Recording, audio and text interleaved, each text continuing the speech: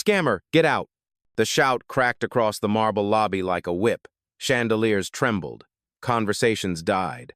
A dozen phones lifted as if by instinct. Behind the front desk stood a woman in a navy suit, her voice sharp with the kind of certainty that only prejudice can give. In front of her, calm, motionless, stood Daniel Reed, black leather jacket zipped halfway, hands in his pockets. His eyes didn't blink. He didn't need to defend himself to noise. The woman snatched a black card from the counter, held it up like a trophy, and ripped it clean in two. "This card's fake," she said, tossing the pieces to the floor. "We've had people like you try this before." Daniel's gaze followed the fragments as they slid across polished stone. He said nothing. Silence, for him, wasn't surrender. It was strategy. A security guard moved closer, one hand brushing the baton at his hip. "Sir, step away from the counter," he ordered. Behind him, a ripple of whispers moved through the onlookers, white collars, designer coats, their eyes half curious, half entertained. "Did he forge a card?" someone murmured. "Looks like it," another replied. "Probably walked in off the street." The air grew thick, heavy with judgment and perfume. Daniel exhaled once, slow, deliberate. "I booked a room," he said quietly. "That's all." The manager leaned forward, lips curled. "Not under that name, you didn't." Her tone had the confidence of someone who had never been wrong, or at least never been corrected in public. Behind her, a younger employee, Elena, froze mid-keystroke. She'd just seen his name flicker on her monitor. Daniel Reed, penthouse suite, owner access. Her throat tightened, but fear kept her silent. The guard took another step. "Sir, I'm not going to ask again." Daniel's jaw tightened, but his eyes stayed steady. There was something in his stillness, something that made even the chandeliers seem to hesitate. Then, almost softly, he said, "Is this how you treat all your guests? Or just the ones who don't look like they own the building?" The question hung in the air, weighty, dangerous.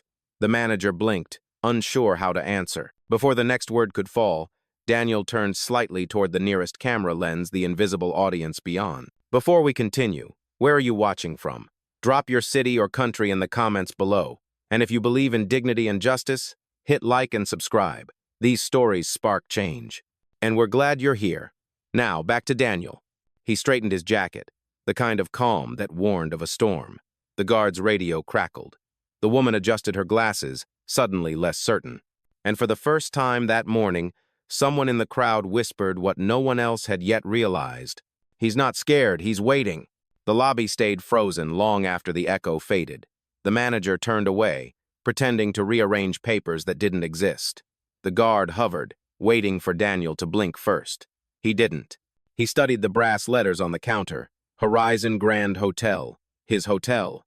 2 years ago, he'd signed the purchase papers in this very lobby. Different staff, same marble. Back then, he'd promised himself he'd come back quietly to see if the place still treated strangers with grace.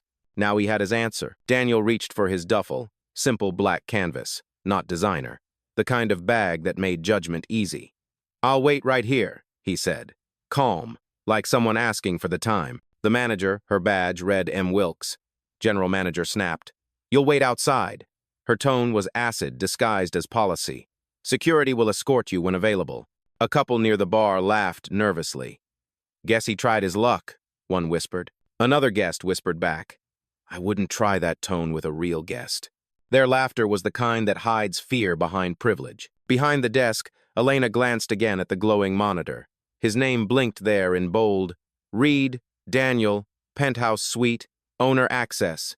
She swallowed hard. Her pulse pounded. She wanted to speak, but every story she'd heard about troublemakers losing their jobs pressed her lips shut. Daniel's phone vibrated once in his jacket. A message. "Nia.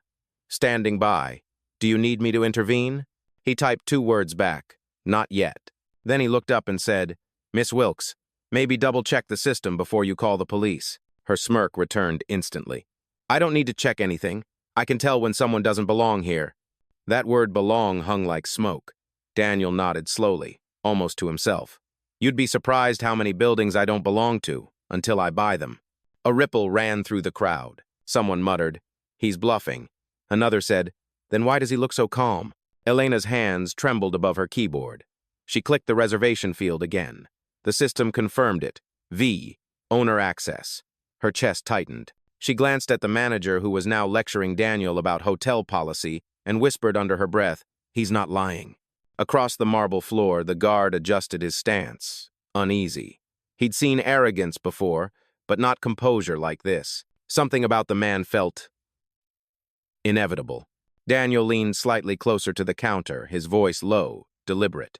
"You're about to make a mistake that'll outlive this morning," he said. Miss Wilkes frowned. "Are you threatening me?" "No," Daniel answered. "I'm giving you a chance to read your own name tag while you still have one." The sentence landed like thunder muffled by velvet. The guard's radio buzzed again. A single word came through from the back office. "Protocol?" Daniel's eyes lifted toward the chandelier, the same one he'd approved during renovations. He whispered almost to himself, "Let's find out how much this place has learned." The lobby had gone quiet again, that fragile silence that follows an argument nobody truly won. The only sound was the faint hiss of air conditioning and the muted clack of heels as Miss Wilkes circled behind the desk, pretending to verify records. In reality, she was searching for an excuse to stay in control. "Name again?" she asked, eyes cold, voice coated in politeness thin as ice. "Daniel Reed," he said, clear and measured. She typed slowly, too slowly, as if each keystroke could buy her time. The guests nearby leaned in, whispering. One of them filmed on his phone, muttering, "Man, this is going viral." Elena's heart pounded harder. She could see the name glowing in the system, right there in front of her. Reed, Daniel, penthouse suite, owner access. Yet she stayed frozen. Speaking up now could mean losing everything. Behind Daniel, the guard shifted his weight. "Sir, she's checking." "Let's keep it calm," he said, pretending neutrality, but his tone carried the edge of someone already choosing sides. "I am calm," Daniel replied. "Always am, until I'm not." The guard blinked, unsure what to make of that. Miss Wilkes's eyes flicked up from the screen. "No record under that name," she announced too quickly. "Try again." Daniel's voice was dry. "You might want to spell it right. 2 E's. She bristled. "I can read." Elena's fingers trembled. She clicked refresh. The record vanished. Someone in management had just manually deleted it. Her breath caught. She knew that move, the erase and deny trick they used when profiling complaints came through. "Miss Wilkes," she started quietly. "Maybe there's a system error."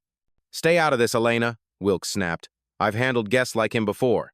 Daniel caught that phrase, "like him," his jaw set. He'd heard those 2 words since college interviews, since boardrooms where people mistook his calm for luck instead of discipline. He said softly, "You keep saying that like me. You ever wonder what that actually means?"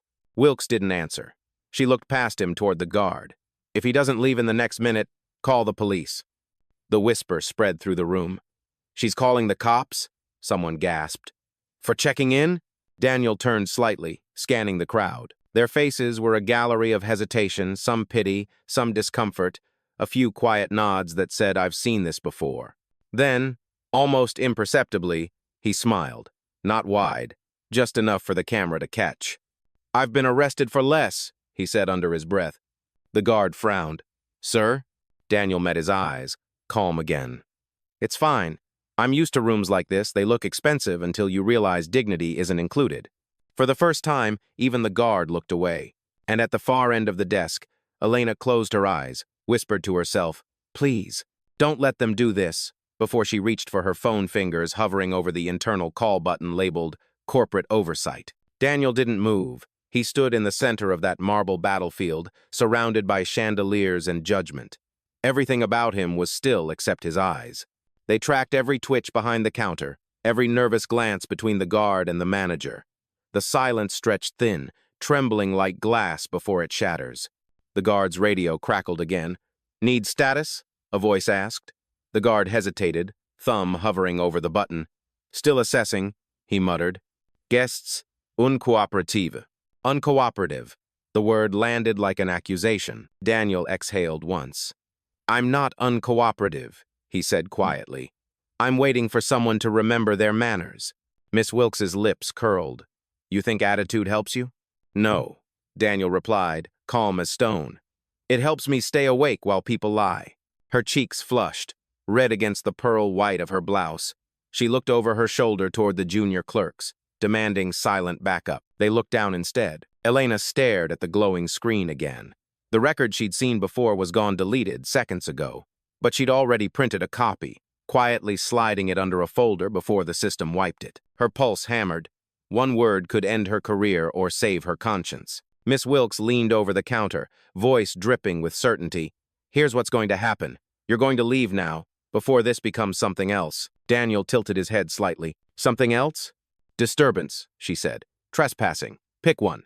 A murmur rippled through the onlookers. Phones glowed brighter, catching the moment.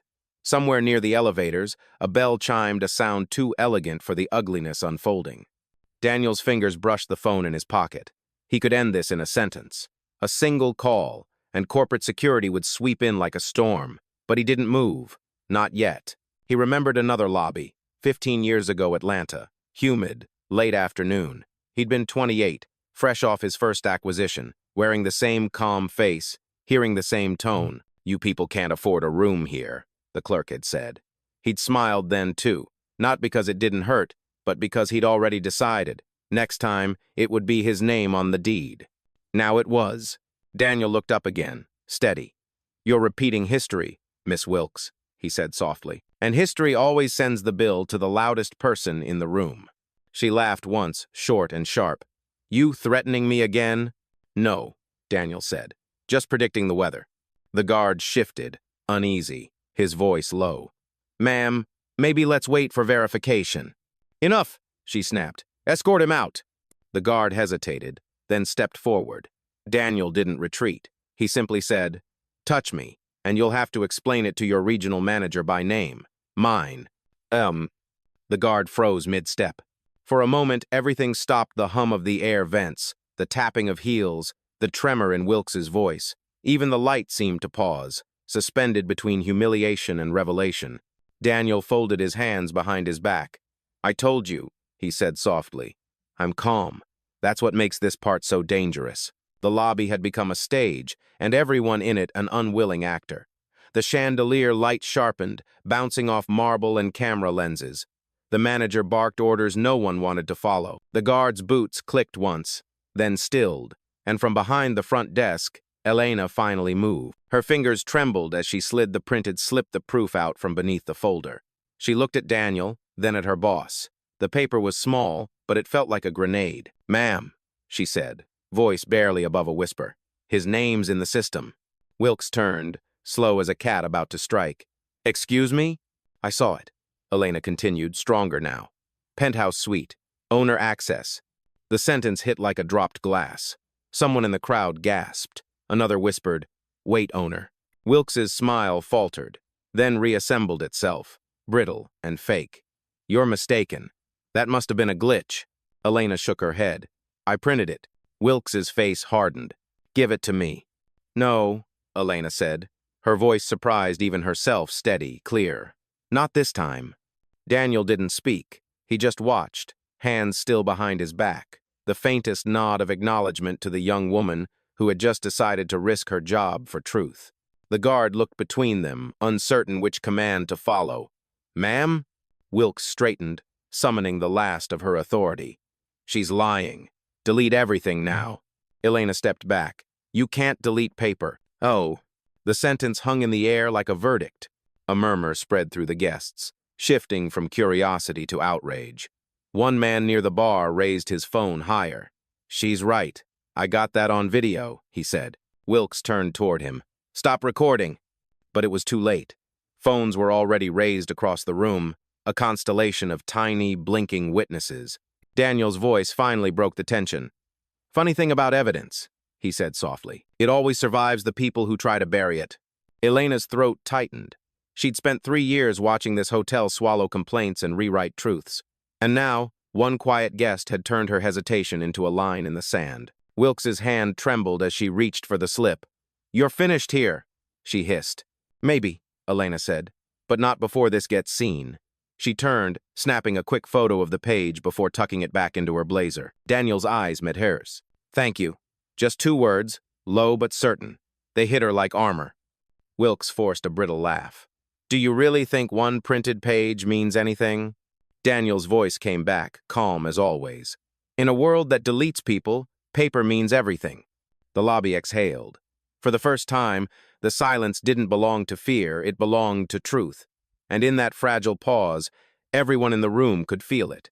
The story had just changed authors. The temperature in the lobby shifted, no one moved, but the air felt charged, humming with disbelief.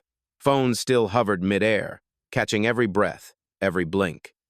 "Miss," Wilkes tried to reclaim the room, voice tightening like wire. "This nonsense ends now," she said, reaching for the intercom. "Security, we have a disturbance at front desk 1.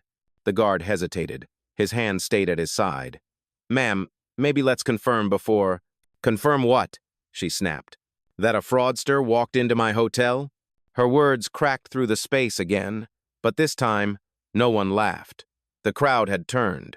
A woman in a business suit whispered, "She's really doubling down?" Daniel finally moved just a single step forward. "If you believe I'm a fraud," he said evenly, "then check my ID, not your instincts." Wilkes laughed once, the kind of laugh that hides fear. "I know what real clients look like." "Do you?" Daniel asked. His tone wasn't angry, but it stripped her confidence clean. Elena looked down at the paper in her blazer pocket. Her hands were slick with sweat. She wanted to shout the truth again, but Wilkes's glare pinned her in place. 2 more staff members emerged from the hallway, drawn by the commotion. One of them, a young man named Kevin, whispered, "What's going on?" The guard answered quietly, "A guest's claiming he's VIP." "Claiming?" Daniel repeated. "Or proving?" The younger guard's eyes darted to the cameras above the desk. They were blinking, recording. And suddenly, he realized this wasn't just a scene. It was evidence. Wilkes slammed her hand on the desk. "Sir, you're trespassing. Leave before I call the police." Daniel's gaze didn't waver. "You've already called them. They'll be here soon. I hope you're ready to explain what they're walking into." The crowd murmured louder now. Someone whispered, "He's too calm. He knows something." Wilkes straightened, trying to tower behind the counter. "You think acting calm makes you right?" "No," Daniel said, "but it makes me memorable." Her jaw tightened. "Enough!" She turned to the guard again. "Remove him." The guard stepped forward, but slower this time. Daniel met his eyes, voice low enough that only the first few rows could hear. "You sure you want to do that? You'll be on record in 30 seconds. Corporate sees everything." The guard froze mid-step. "Corporate?" Daniel nodded once. "You'll find out soon." A tremor of uncertainty rippled across the room. The manager's authority was cracking, piece by piece. Elena whispered to Kevin, "He's not lying." Kevin blinked. "How do you know?" She glanced toward the glowing security camera. "Because I've seen that look before, the look of someone who already owns the room." Daniel adjusted his jacket, eyes locked on Wilkes. "Last chance," he said softly. "End this with dignity." Wilkes smirked. "You don't give orders here." Daniel's reply was almost a whisper, but it sliced through the tension. "I don't give them," he said. "I sign them." A sharp intake of breath swept through the lobby. The balance had shifted again, and for the first time, everyone could feel which way gravity was falling. The sound came first, a sharp, paper-tearing crack that cut through the lobby like thunder. Miss Wilkes had grabbed the printed slip from Elena's hand and ripped it clean in 2. Bits of paper fluttered to the floor, settling between them like ash. "That," she said, breath heaving, "was a forgery." Elena stumbled back, eyes wide. "You can't just—" "I can do whatever's necessary to protect this property," Wilkes barked, voice echoing off the marble.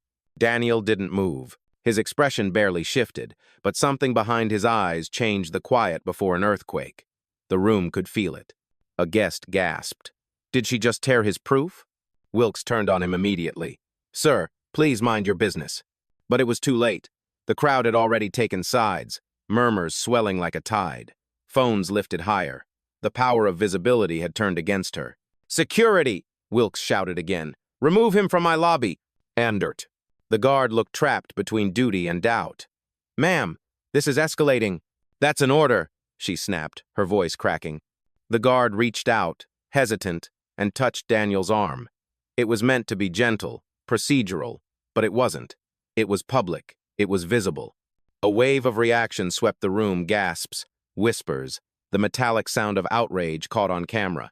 Daniel's voice came slow and steady. "That's assault, on record." The guard stepped back instantly, eyes wide. "Sir, Daniel raised a hand. Don't apologize yet. You're not the one in charge of this mistake. Miss Wilkes laughed, brittle, desperate. You think anyone will believe you? You came in here pretending to be someone important. Pretending? Daniel said quietly. He turned toward Elena. What did the paper say before it was destroyed? Elena's voice shook but didn't break. Owner access. Gasps again. Louder this time. Someone near the bar muttered. She tore up the owner's record? Wilkes slammed her palm against the counter. Enough of this circus! Daniel's calm finally cracked not into anger, but precision. He stepped closer, his voice dropping to a measured steel. You've humiliated a paying guest, destroyed evidence, and laid hands on me. That's not policy, Miss Wilkes. That's career suicide. Her laugh came out as a shriek. Who do you think you are? The line dropped into silence, as if the air itself wanted to hear the answer. Daniel leaned forward, voice so low it seemed to vibrate through the floor. You're about to find out. He took out his phone, a sleek black device embossed with a subtle gold R at the center. He pressed one button, said 3 words. Protocol 9. Confirm. Somewhere deep in the building, a tone beeped. A soft mechanical hum rolled through the air conditioning vents. The LED strips behind the desk flickered once, twice, then glowed red. The guest didn't know what it meant, but Wilkes did. Her eyes widened as the front desk monitor went dark, replaced by a single corporate seal. Reed Hospitality Group Owner Access Priority, and in that glowing silence, the last illusion of control slipped out of her hands. The hum deepened a low, steady vibration rolling through the marble like a heartbeat. Every screen behind the front desk flickered to black, then flashed the same silver logo. Reed Hospitality Group, Executive Override engaged. Conversations stopped mid-breath. The chandeliers seemed to dim, the music from the lobby speakers fading into static. It was as if the entire hotel had paused to listen. Miss Wilkes froze, hand still clutching the torn fragments of the printout. What is this? She stammered. Daniel looked up at the ceiling, as if speaking to the building itself. Confirmation, he said. Protocol 9, authenticated. A moment later, a calm, female voice echoed from the PA system, clear, digital, and impossible to ignore. Security lockdown active. Manager credentials revoked. Executive verification in progress. Wilkes's face drained of color. Who authorized that? Daniel's phone buzzed once in his hand. He lifted it to his ear. Nia, he said, voice steady. On the other end, a composed tone replied. Yes, sir. Building systems synchronized. Internal cameras are recording. Would you like me to inform corporate legal? Not yet, he answered. Just make sure the guests are comfortable. They didn't sign up for a show. Yes, sir. The line clicked off. The crowd was silent. One man whispered, He said sir. She called him sir. Elena stepped closer, watching as the monitors cycled through alerts. Access revoked. Manager login failed. System integrity check. It was all real. Wilkes's lips quivered. This is some kind of trick. You hacked. No, Daniel interrupted softly. I invested. He turned slightly toward the onlookers, voice calm, precise. When you build something from the ground up, you make sure it remembers who you are, even when people forget. The guard looked at him differently now, posture straight, eyes uneasy. Mr. Reed, sir, do you want me to clear the area? Daniel shook his head. No one leaves, not until we're finished. Wilkes slammed her hand on the desk, desperate for authority that no longer existed. This is illegal. You can't just take over a hotel, Daniel Medergaza. You're right, you can't. Elena whispered to herself, barely audible. He wasn't bluffing. The corporate voice sounded again through the lobby speakers. Manager access permanently suspended. Incident logged for executive review. Phones rose higher, the glow of dozens of cameras turning the air electric. Guests weren't just witnesses anymore, they were jurors. Daniel slid his phone back into his pocket. Miss Wilkes, he said, quiet but absolute. This is your chance to walk away with grace. Because when the system finishes updating, it won't ask for your permission. It'll ask for your badge. Wilkes's breathing grew shallow. You can't do this. Daniel smiled faintly. I already did. The screen behind her blinked again, the company seal bright as lightning across glass. Executive ownership verified Daniel Reed. And just like that, the lie collapsed under its own weight. For a heartbeat, no one moved. The logo on the monitors glowed like judgment itself, silver and merciless. Then came the murmur, small at first, like a breeze rustling leaves. "Daniel Reed?" someone whispered. "That's him." The name spread through the crowd like fire finding oxygen. Phones shifted angles. Conversations sparked. And behind the counter, Miss Wilkes clung to her last illusion of control. "This is impossible," she sputtered. You can't be." Daniel stepped forward, calm, deliberate, as if the floor itself recognized his authority. "You've said a lot of things I'm not," he said. "Let's talk about what I am." He slid his phone across the marble counter. On its screen, an email thread from corporate HQ, subject line, "Owner's Site Audit, Confidential." His name appeared at the top, underlined, unmistakable. Elena gasped. The guard took a step back. The crowd's whispering turned to a low roar. Wilkes's face drained. "This is fake," she said weakly. You planted this." Daniel turned to Elena.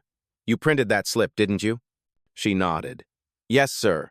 He looked back at Wilkes, and she confirmed what the system already knew. "My name's on every payroll check you've ever signed." The silence that followed was the kind that rearranges the air. Even the music system, still glitching from the protocol, crackled once and died. Wilkes tried to recover her voice. "If you really are who you say you are, then why hide it? Why come here dressed like a man you wouldn't respect?" Daniel finished. "That's exactly why." The words hit like steel. He turned toward the onlookers, not raising his voice, but speaking so each syllable cut clean through the space. "When I bought this company, I swore we'd be known for hospitality, not hierarchy. I wanted to believe that kindness didn't need to be taught, only remembered. But today, you reminded me some lessons never reached the top floor." A man in a gray suit near the bar muttered, "He's preaching," but no one laughed. Every eye was locked on Daniel. Wilkes's lip trembled. "Sir, I didn't know." "No," Daniel said, firm but quiet. "You didn't care to know." He took his phone back, pressed the side button, and the monitors behind her switched again, this time to the hotel's security feed. Footage from 10 minutes earlier filled the screens. Wilkes tearing the paper, the guard grabbing Daniel's arm, guests filming, the humiliation on display. "This building records everything," Daniel said, "including who we become when we think no one's watching." Wilkes staggered backward, color draining from her face. "Please." Daniel didn't raise his voice. "It's not anger that changes systems, Miss Wilkes. It's exposure." He turned to Elena. "Send the clip to corporate and legal. Tag it as priority review." "Yes, Mr. Reed." The crowd watched as the email pinged sent. The sound was small but final, like the last nail in a story that had just changed ownership. And for the first time that morning, everyone in that room understood who, exactly, had been standing in front of them all along. The moment the footage ended, reality snapped back into the room like a door slamming shut. The crowd, once hesitant, now had conviction in their eyes. A woman near the lounge whispered, "He really owns the place." A man filming from the mezzanine muttered, "She tore up the owner's record. This is going to explode online." Miss Wilkes stumbled back from the counter. The authority that once lived in her voice had bled out, leaving only panic. This can't be happening," she said, staring at the monitors still bearing Daniel's name. It's a system error." Daniel didn't answer. He simply turned, scanning the lobby like a surgeon inspecting the wound before closing it. "A system error," he repeated softly. "That's a good metaphor. This hotel didn't glitch today. It revealed its code." The line hit hard, half the room exhaled. Elena stood behind him now, her fear replaced by something steadier. "Sir," she said quietly, "corporate just confirmed receipt of the footage." The guard checked his radio, voice trembling. "Head office wants to speak with the owner," he said, staring directly at Daniel. Wilkes snapped, "Give me that radio," but he pulled it away, no longer listening. A calm voice came through the static. "Mr. Reed, we viewed the live feed. Do you require termination authorization?" Daniel's answer came without hesitation. "Stand by." The lobby froze again. Wilkes's hands trembled. "You wouldn't," she said. "You can't just ruin someone's life over a misunderstanding." Daniel looked at her, not cruelly, but with the kind of clarity that leaves no room for escape. "You didn't ruin my morning. You ruined your own name." Her voice cracked. "Please, I've worked here 15 years. "I know," Daniel said. "That's what makes it worse. You've had 15 years to learn what respect looks like." He turned toward the guests. "How many times has this happened without a camera? How many people were told they didn't belong here because someone in charge decided they could tell? No one spoke. A few lowered their eyes. Behind him, the system chimed a digital pulse. On the monitors appeared a notification. Admin credentials pending termination. Wilkes's knees nearly buckled. "No," she whispered. "You can't do this to me." Daniel's tone softened, almost regretful. "You did this to yourself. I'm just finishing the paperwork." Elena swallowed hard. "Mr. Reed," she said. "Corporate's waiting for the final command." The guard stepped aside, clearing Daniel's path to the counter. Every guest in the lobby stood silent, holding their breath like witnesses at sentencing. Daniel placed his hand on the scanner. The monitors blinked once, twice, then displayed. "Confirmation required. Terminate access. M. Wilkes." He hesitated for half a second, long enough for her to whisper, "Please." Then he pressed confirm. A red light pulsed across every terminal. Her ID badge beeped once and went dark. Gasps rippled through the room. One chapter ended with a single-color corporate crimson. Daniel looked at her, voice quiet, deliberate. "You mistook silence for weakness. That's the last mistake you'll make under my roof." The red light from the monitors painted everything in a strange, cinematic glow, the kind of light that made even luxury look like judgment. "Miss." Wilkes stood frozen, her ID card dead in her trembling hand, its chip blinking once before going completely dark. The system had spoken. A hush fell over the lobby. Every phone camera kept rolling. The same guests who had once stared with suspicion were now witnesses to something they didn't know how to process: quiet justice. Daniel didn't gloat. He didn't even smile. He simply exhaled, steady and controlled. "Access revoked," he said softly, almost to himself. The guard looked down at the floor, ashamed. "Sir, I'm sorry. I shouldn't have." Daniel raised a hand. "You listen to orders, not your judgment. That's your lesson, not your punishment." Elena took a step forward, holding the crumpled fragments of the paper Wilkes had torn.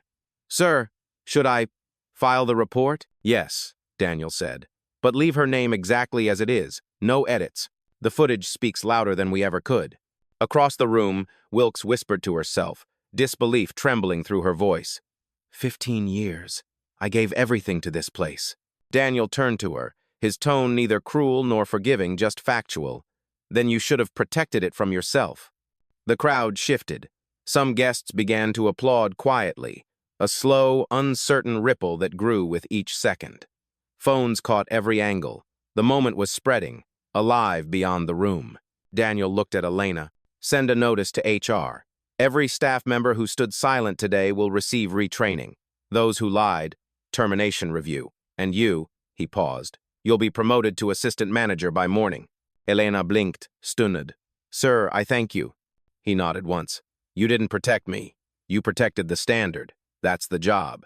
Wilkes collapsed into a chair behind the counter, the sound of her breath louder than the murmurs. Her power had evaporated, leaving only consequence. Daniel turned to the guests, his voice carrying calm authority.